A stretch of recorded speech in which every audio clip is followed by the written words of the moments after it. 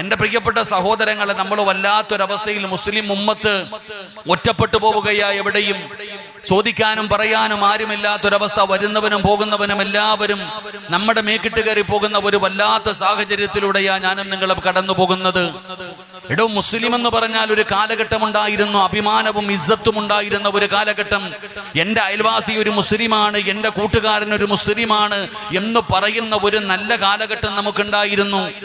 എൻ്റെ പ്രിയപ്പെട്ട സഹോദരങ്ങളെ, ഇന്ന് മുസ്ലിമിനെ കാണുമ്പോൾ മറ്റുള്ളവർ തിരിഞ്ഞ് നടന്നു പോകുന്നൊരവസ്ഥ.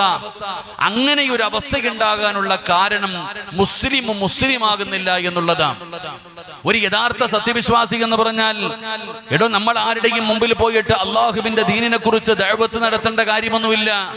ഒരു യഥാർത്ഥ വിശ്വാസി, ഒരു മുസ്ലിമായാൽ മാത്രം മതി.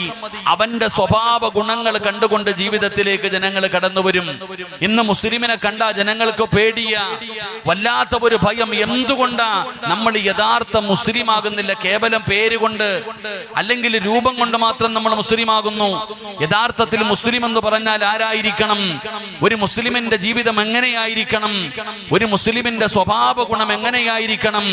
മഹാനായ ആദരവായ പ്രവാചകൻ നബി മുഹമ്മദ് മുസ്തഫ സല്ലല്ലാഹു അലൈഹി വസല്ലമ തങ്ങൾ പറയുകയാണ്, മുസ്ലിം എന്ന് പറഞ്ഞാൽ ആരായിരിക്കണമെന്നറിയുമോ? ഒരു മുസ്ലിമിന്റെ സ്വഭാവം എങ്ങനെയായിരിക്കണമെന്നറിയുമോ? ഞാനും നിങ്ങളും കാണാൻ ആഗ്രഹിക്കുന്ന, ഞാനും നിങ്ങളും പോകാൻ ആഗ്രഹിക്കുന്ന ഒരു സ്ഥലമാണ് പരിശുദ്ധമായ കഅബാലയം. ഒരു മുസ്ലിം എന്ന് പറഞ്ഞാൽ കഅബാലയത്തെ പോലെ ആകണമെന്ന് മുത്തുനബി പഠിപ്പിക്കുക.